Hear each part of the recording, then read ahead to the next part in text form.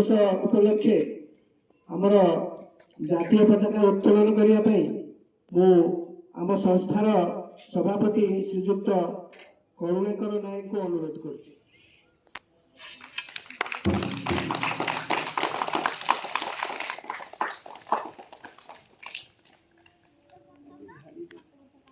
पताका सीधा ऊपर देखी अधिनायक जय हे भारत भाग्य विधाता पंजाब सिंधु गुजरात मराठा द्राविड़ उत्कल बंग विंध्य हिमाचल जमुना गंगा उच्छल जलधि तरंग तब शुभ नामे जागे तब शुभ आशीष मागे गाए तब जय गाथा जनगण मंगलदायक जय हे भारत भाग्य विधाता जय हे जय हे जय हे जय जय जय महात्मा गांधी की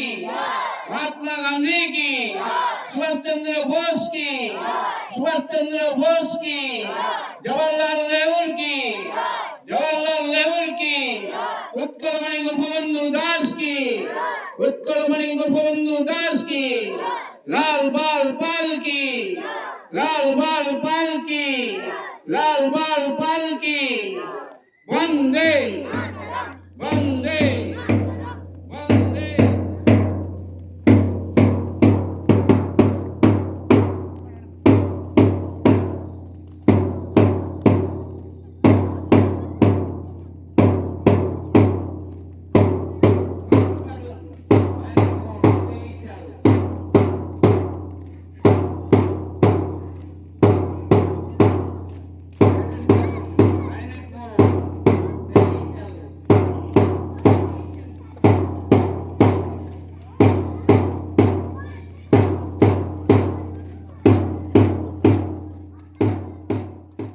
बर्तमान 76 वर्ष बीतीगलानी आम स्वाधीनतार एपर्यंत ये समाज में भ्रष्टाचार अत्याचार गर्व आउ गौरवर विषय कारण आज हूँ आम आज पालन करने 77तम साधारणतन्त्र दिवस एठारे उपस्थित थिबा समस्त अपा भाई तथा छात्र छात्री मानकु निजर शुभेच्छा और शुभकामना जणाइबा सहित मु मोर वक्तव्य प्रदान करुछि।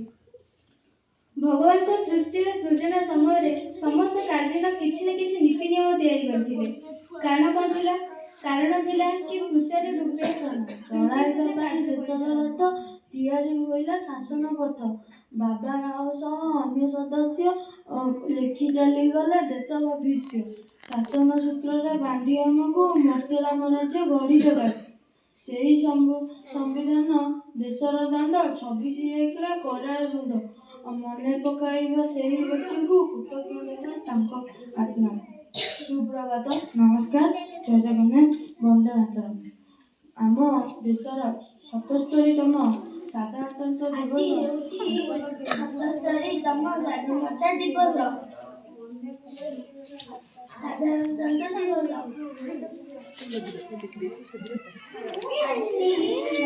आमे भारत को डॉक्टर भीमराव अम्बेडकर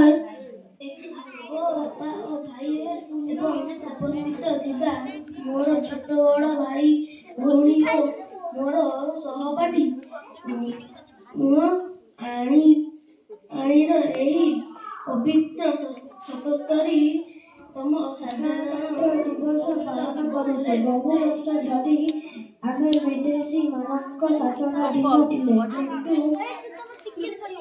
ପୂଜ୍ୟ ଗୁରୁଜନ महात्मा गांधी सुभाष चंद्र बोस जवाहरलाल नेहरू भगत सिंह सरदार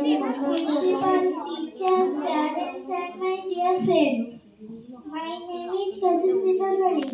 My school name is Sri Aurobindo Antarmukhi Purnanga Shiksha और गवेषणा केंद्र. At first I used to on a ଖୁସି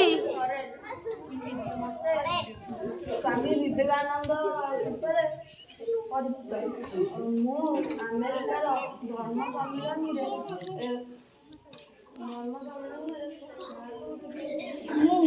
झांसी रानी लक्ष्मीबाई मेरा खून का एक एक बूंद झांसी के लिए कुर्बान है।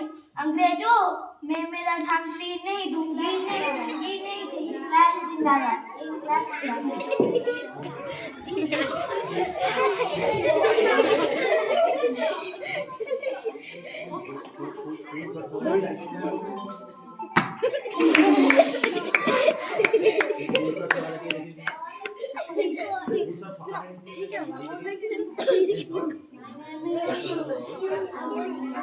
Son of Buna Sama, the born in the 30 April 1987. The cricketer ମୁଁ ଆଜି 12 ବର୍ଷର ବାଜି ରାଉତ ପ୍ରଜାମଣ୍ଡଳର ଆନ୍ଦୋଳନକୁ ଦମନ କରିବାକୁ ଯାଇଥିଲି।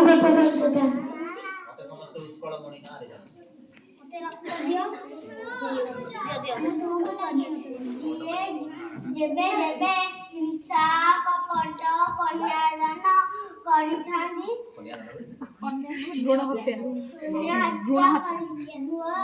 କରିଥାନ୍ତି ବନ୍ଦୀ ହୋଇଯାଏ।